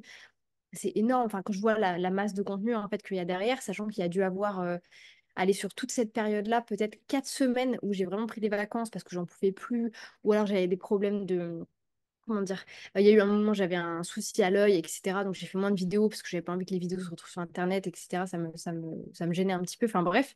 Mais ouais, je pense qu'il y a ce côté-là et de dire aussi aux personnes qui nous écoutent, c'est que tout fonctionne sous forme de cycle. Il y a des fois, j'ai trop envie de le faire, il y a des fois, mais ça me fait mais royalement chier. Je le fais parce que je suis engagée envers ma communauté, etc. Et par exemple, hein, il y a un moment où j'ai eu, ça c'était en mars l'année dernière, en fait, j'ai attrapé, je sais pas trop ce que c'était, mais en fait, j'ai toussé pendant un mois et demi. Et ça a été très dur pour moi de filmer des vidéos parce que c'était très compliqué pour Jade de monter les vidéos derrière. Parce qu'en fait, bah, du coup, elle m'écoute. Bah, écouter quelqu'un qui tousse pendant 1 heure et demie, du coup, ça faisait que les rushs étaient hyper longs. Enfin bref. Et ça a été un moment hyper compliqué pour moi. Donc, il y a un moment où j'ai arrêté de faire des vidéos parce que j'en pouvais plus. En plus, je m'étais fêlé les côtes à cause de tousser. Enfin bref. Et j'ai reçu des messages, quoi. J'ai reçu des messages de gens qui me disaient, Aude, là, il n'y a pas eu la vidéo du mardi, il n'y a pas eu celle du mercredi, est-ce que tout va bien? Ou enfin, comment est-ce que ça se passe, etc. Donc c'est là que je me suis dit, putain, mais la bonté des gens, enfin, c'est quand même incroyable. Et du coup, il y avait ce côté engagement. En fait, moi, je suis quelqu'un de très engagé. Ça fait d'ailleurs partie de mes valeurs. C'est quand je décide de faire quelque chose, je le fais. Je le fais à fond. Et après, vraiment, je m'organise autour de ça. Ça, c'est un très bon sujet d'ailleurs, parce que donc là, moi, j'ai commencé à écrire des mails. J'ai débloqué la semaine dernière la grosse croyance limitante que j'avais par rapport aux mails.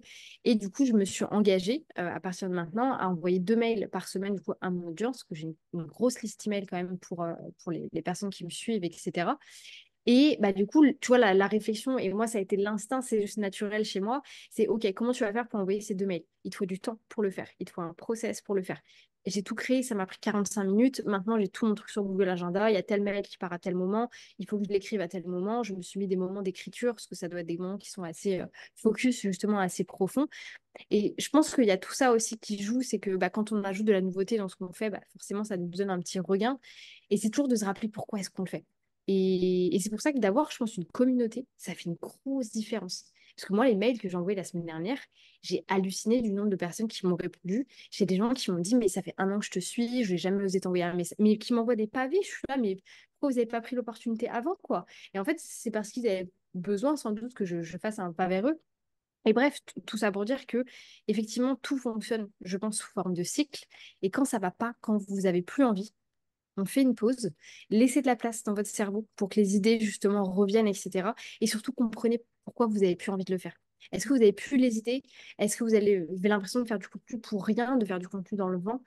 En fait, c'est plein de perceptions, je pense, qui sont justement intéressantes à prendre en compte par rapport à la perception qu'on a justement de la création de contenu. Ouais, mais tu vois, même le fait que tu aies eu tous ces retours, c'est aussi l'approche en fait que tu mets en avant. C'est-à-dire que moi, recevoir un email, je crois que c'était le 5 ou le 7 janvier, je sais plus, qui me dit je suis déjà sous l'eau alors que l'année a commencé. Mais merci en fait. Juste genre, merci de dire tout haut ce que presque tout le monde est en train de vivre parce que oui, ok, passé minuit, on change d'année, mais on ramène tout ce qui s'est passé aussi en 2023. Exactement, les problèmes viennent avec nous. Exactement. Donc en fait, c'est pas une autre vie qui commence. Donc en fait, même si, quand bien même l'année vient de commencer, t'es peut-être encore dans la merde. Eh ben, en fait, Mhm. le fait de recevoir un email comme ça où tout le monde te parle d'intention, d'objectifs, de meilleure vie, ben franchement, tu veux que je te dise, il s'est vachement démarqué parce que je me suis dit, enfin, quelqu'un qui va dire juste en fait ce qu'on est en train de vivre dans la vraie vie. Euh, à partir de quel stade est-ce que toi tu considères que le contenu il est assez bon pour être publié? Parce que c'est vrai que j'aime pas ce mot parce que tout le monde l'utilise à tort et à travers, mais pour suivre le compte et pour suivre le contenu de Aude, là pour le coup je peux vous le dire, on est sur de l'authenticité, de la transparence comme de l'eau de roche, littéralement. Euh, Jusqu'à quel stade tu t'autorises déjà à montrer tout ça? Est-ce qu'il y a zéro tabou et tu parles de tout et en fait tu es là pour ça? Ou est-ce qu'il y a des limites? Et à partir de quel moment tu te dis ça c'est prêt à être publié? Parce qu'il y a toujours tellement de choses à dire, il y a tellement de sujets à aborder. Quelle est toi ta limite et tes critères d'excellence, sans parler d'excellence, mais des critères qui sont assez bons pour te dire let's go, on y va? Déjà, je pense qu'une première notion à bien se mettre en tête, c'est que je suis pas du tout quelqu'un de perfectionniste. En fait, c'est pas. Je pense, beaucoup évolué avec des perfectionnistes, donc en particulier chez Decat. Et c'est pas, ça va pas ensemble, mais c'était des gens qui souvent du coup étaient très angoissés, qui étaient très dans le dès qu'il fallait faire une présentation, enfin vraiment se rendaient malades énormément, énormément. Et le fait de moi m'être retrouvée plus dans la partie commerce, à devoir gérer par exemple des clients, des conflits, ce genre de choses, où en fait la prise de décision elle est instantanée. Si tu veux, t'as pas le choix de trouver une décision. Enfin, tu peux pas rester en face du client, te taire, réfléchir et te dire après je vais te donner un truc. Enfin, c'était vraiment tout était très à l'instinct. Et je pense que j'ai beaucoup, du coup, gardé en fait ce côté justement instinct. Je pense aussi que ça vient beaucoup de ma vie personnelle où je fais beaucoup confiance à mon instinct, que ce soit sur les personnes que je vais rencontrer, les décisions pro ou perso que je dois prendre, ce genre de choses. C'est quelque chose qui est assez fort en moi. Et du coup, je pense que ça a été la même chose avec mon contenu. Et c'est, pour la petite anecdote, je regarde beaucoup de contenu YouTube américain. C'est quelque chose que j'adore. J'en consomme beaucoup plus que du contenu français, parce qu'ils sont beaucoup plus avancés que nous. Et bref, j'aime beaucoup l'humour qu'il y a là-bas. Et en fait, il y a un podcast, j'aurais plus le nom, c'est deux gars qui interviewent les grosses têtes du coup du YouTube américain, type Emma Chamberlain, MrBeast, ce genre de choses, David Dobrik. Et en fait, un jour, ils se retrouvent justement avec MrBeast. Pour les personnes qui ne connaisseraient pas MrBeast, c'est clairement le Squeezie, enfin c'est le numéro un YouTube monde, donc c'est vraiment le Squeezie, mais du coup à l'américaine. Et un jour, ils ont une conversation avec lui de vraiment le type de contenu qu'il va créer. Et en fait, cette personne-là, donc aujourd'hui, Squeezie, c'est quand même un petit peu différent, mais à l'époque, ils étaient un peu similaires. C'était ce qu'on appelait du contenu à idée. C'est-à-dire que peu importe qui allait faire le contenu en lui-même, ce qui était intéressant, c'était l'idée qu'ils allaient produire. Par exemple, je me mets dans une tombe pendant 7 jours et puis on voit ce qui se passe. Tu vois, je m'enterre pendant 7 jours, on voit ce qui se passe. C'est du contenu à idée. Dans la finalité, que ce soit Pierre Cross, Squeezie ou je ne sais qui le fait, on s'en fout. Ce qui nous intéresse, c'est de la finalité de ce qui va se passer. Et à contrario, il y a un autre type de contenu qui s'appelle du contenu personnel. Et par exemple, donc si on prend les grands noms américains, donc on a par exemple Emma Chamberlain, David Dobrik, et à la française, on va avoir Marine Elbé, Léna Situation. On regarde Léna Situation pour Léna Situation et pour toutes les personnes qu'il y a autour d'elle, etc. Donc contenu à idée, contenu à personnalité. Et en fait, moi, quand j'ai commencé à créer du contenu, je me suis dit où est-ce que j'ai envie de me positionner. Je ne ferais pas du divertissement, mais j'avais quand même ce petit truc en tête. Et en fait, moi, je me suis rendu compte que je voulais faire du contenu de personnalité. Je voulais que les gens me suivent pour moi. C'est hyper égocentrique et je pense que c'est parce que j'ai un ego qui est assez fort que je me suis dit que je veux que les gens me kiffent et je veux que les gens me suivent pour moi et pas pour quelque chose que je pourrais leur apporter. Tu vois ce que je veux dire? Et du coup, j'ai vachement travaillé là-dessus. C'est pour ça que je pense effectivement, il y a ce côté authenticité qui est beaucoup revenu dans les commentaires que je peux recevoir, dans mes formations aussi, où on me dit énormément, tu as beaucoup d'exemples et on voit que c'est naturel, enfin, on voit que c'est des choses que tu as vécues, etc. Donc, je pense qu'il y a ce côté-là aussi, cette envie de pouvoir changer les choses de par ma personnalité. Et je pense que ça reste quand même un truc d'égocentrique. Faire du YouTube, c'est très égocentrique. C'est d'être très à l'aise quand même avec sa personnalité. Donc, je pense que ça joue aussi ce côté-là, quoi. Est-ce que tu n'as pas peur du coup d'être face aux mauvaises personnes au milieu de tout ça? Parce que du Bien coup, sûr que si. Et ça arrive. ouais, non, c'est vrai que ça arrive, mais du coup, d'être face à une mauvaise audience, ça peut quand même avoir des aspects assez négatifs sur notre profil, sur la manière dont on va se voir, sur la perception, sur le hate, tout simplement. Genre, les haters, ils sont en folie, tu vois, sur les réseaux. Donc, moi, j'ai la chance de ne pas l'avoir vécu, ou très, très, très, très, très peu. Euh, Est-ce que tu n'as pas peur que tout ça, toute cette exposition, et en plus, tu vas tendre vers maintenant plus du personal branding avec vraiment plus du contenu un petit peu plus lifestyle et vraiment, je dirais pas influencer les gens, mais inspirer les gens. Euh, Mhm. Est-ce que ça te fait pas peur euh, si une mauvaise personne va regarder ton contenu, si une personne va pouvoir te rabaisser? Est-ce que tu te sens assez galvanisé pour faire face à tout ça? Ou est-ce qu'on, à ton sens, on n'est jamais prêt? Je pense qu'on n'est jamais prêt parce que tu sais jamais comment est-ce que ça peut se passer. Enfin, tu vois, une vague de haine, à mon avis, peut arriver extrêmement, extrêmement vite. Il suffit d'avoir la mauvaise vidéo, d'avoir le mauvais contenu. Tu peux jamais trop gérer de toute façon ce qui se passe dans la tête des gens. Par contre, je pense que quelque chose sur lequel moi j'ai beaucoup travaillé, c'était justement le regard des autres, un petit peu l'image que je pouvais avoir de moi, etc. Et en travaillant justement sur ce côté de fierté, je me suis rendu compte que j'avais plein de choses. Enfin, je suis une bonne personne. Et en fait, je le sais foncièrement, je suis quelqu'un de bien. J'ai fait plein de bêtises dans ma vie, mais je sais que je suis une bonne personne. Et de me sentir, enfin, d'être attaquée ou de me sentir attaquée par des personnes, forcément, ça amène de la réflexion. Je fais des vidéos YouTube, bien sûr que j'ai déjà pris des commentaires qui étaient assez houleux. À chaque fois, il y a un petit peu ce truc de se dire, justement, ça fait mal au cœur, tu vois, je vais y penser pendant quelques heures, parfois, suivant la personne. Mais il y a toujours ce truc de se dire, ok, mais en fait, cette personne-là, encore une fois, la même réflexion que je t'ai faite tout à l'heure, quand on en veut à quelqu'un, quand on reproche quelque chose à quelqu'un, c'est juste parce qu'il est en train de faire quelque chose que nous, on aimerait faire aussi également. Et ça, j'en suis convaincue. Et vraiment, j'ai vu plein de... C'est marrant parce qu'en commençant à m'intéresser à ça, j'ai vu après plein d'articles de blog, de vidéos YouTube sur le sujet, etc., sur mes plateformes. Mais je pense qu'il y a ce côté-là. Et du coup, d'avoir cette notion-là en tête, je me dis toujours, si quelqu'un me reproche ça, c'est juste que si cette personne est, tu vois, est malheureuse de la situation dans laquelle elle est, et du coup, à cause peut-être de quelqu'un comme moi qui engraine les choses, ça la met en plus comment dire, dans un dans une situation qui la dérange, etc. Après, je pense que aussi, foncièrement, je pense beaucoup aux autres. Donc, j'ai toujours ce côté de me dire, ok, en fait, peut-être que cette personne-là, elle est hyper malheureuse, tu vois, et c'est pour ça qu'elle met un commentaire comme ça. Donc, ouais, je pense que ça joue beaucoup. Après, je suis de la génération Skyrock. Je sais pas si tu as été sur Skyrock, mais les faux commentaires, les trucs comme ça, il y en avait Donc, je pense que j'ai pris une tronche aussi à l'époque. Donc, ça m'a plus ou moins préparé à ce genre de choses sans être vraiment préparé. Je pense que tu peux jamais l'être. Ça dépend vraiment comment ton contenu évolue en fait. Ouf. Et du coup, par rapport à ce contenu-là qui va être beaucoup plus personal branding, qu'est-ce qu'on peut attendre pour 2024? Est-ce que tu vas nous montrer ton déménagement? Est-ce que tu vas nous montrer un petit peu toutes les coulisses? À quoi s'attendre en 2024 chez Aude? Qu'est-ce qui va se passer? Ouais, je pense qu'il y aura beaucoup plus de formats lifestyle. Pas de là à devenir une influenceuse, quand bien même. Écoute, moi, je ne crache pas du tout sur ces personnes-là. C'est un métier comme un autre. Mais ouais, je pense que j'ai plus envie. En fait, c'est le contenu que je consomme. Et Hmm. du coup, c'est vrai que quand je crée certaines vidéos qui sont très bien parce que je sais que ça va permettre d'aider des personnes, et de toute façon, si ce n'était pas le cas, mes vidéos ne marcheraient pas, c'est de vraiment de me dire, c'est pas ce que je consomme au quotidien. Et en fait, moi, j'aimerais bien pouvoir consommer ça d'une personne, etc. Et je pense qu'il y a aussi ce côté où j'ai été très, très fan, et que je le suis toujours d'ailleurs, d'une youtubeuse en particulier. Franchement, je pourrais la manger, la regarder manger des carottes, quoi. Ça me dérangerait pas si tu veux. Donc, il y a aussi ce côté-là, je pense, qui est très égocentrique et très aujourd'hui c'est pas que j'ai envie d'avoir des fans et pourtant j'ai des gens tu vois qui me disent putain mais je suis trop fan de toi, j'aime trop ce que tu fais. Pour la petite anecdote, je suis allée à un séminaire à Paris il y a quelques temps où j'ai rencontré une de mes clientes qui est dans une de mes formations et j'allais pour partir parce que je devais aller prendre mon avion. Et elle me dit, je suis désolée de te demander ça, mais vraiment, je suis trop fan. Est-ce qu'on peut faire une photo, quoi? Oh, Et mais j'étais, ça m'a trop fait rire. J'ai trouvé ça trop mignon, tu vois, l'approche, etc.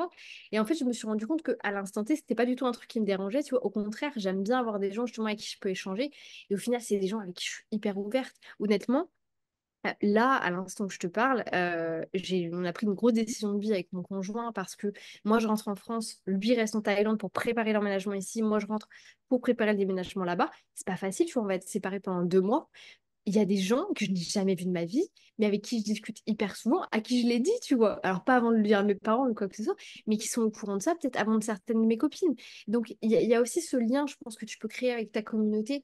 Et moi, c'est quelque chose que j'ai toujours trouvé hyper fort. En fait, j'ai trop envie d'avoir une communauté, j'ai trop envie d'avoir des gens avec qui je peux échanger, que je peux aider, en fait, que je peux faire évoluer, que j'inspire. Et encore une fois, je pense que c'est quelque chose de très, très égocentrique. Mais voilà, j'en ai pas honte et je suis très contente de le faire aussi. Mais ouais, je pense que ça joue vachement là-dessus. j'adore finir sur l'esprit communautaire que j'aime tellement au sein de la Bud First Academy. C'est vrai que c'est quelque chose que j'aime développer, que je développe et que j'entretiens et que j'alimente avec les personnes qui suivent et les personnes qui prennent le temps d'échanger avec nous. Un tout grand merci, Aude, d'avoir passé ce petit moment avec moi. C'était génial. Franchement, je crois que j'ai vu toutes tes paroles. C'est hyper inspirant. De toute façon, Aude crée tellement de contenu que même si vous avez venez de terminer cet épisode de podcast, je peux vous assurer que vous allez Il y avoir aura de quoi faire. Exactement. Vous allez avoir de quoi consommer. Je vous mets tous les liens, que ce soit la chaîne YouTube, le podcast, le site internet. Si vous voulez aller voir aussi les formations, n'hésitez pas. Je vous mets tout juste en dessous de cet épisode. Un tout grand merci, Aude, et je te dis Merci à toi. à bientôt.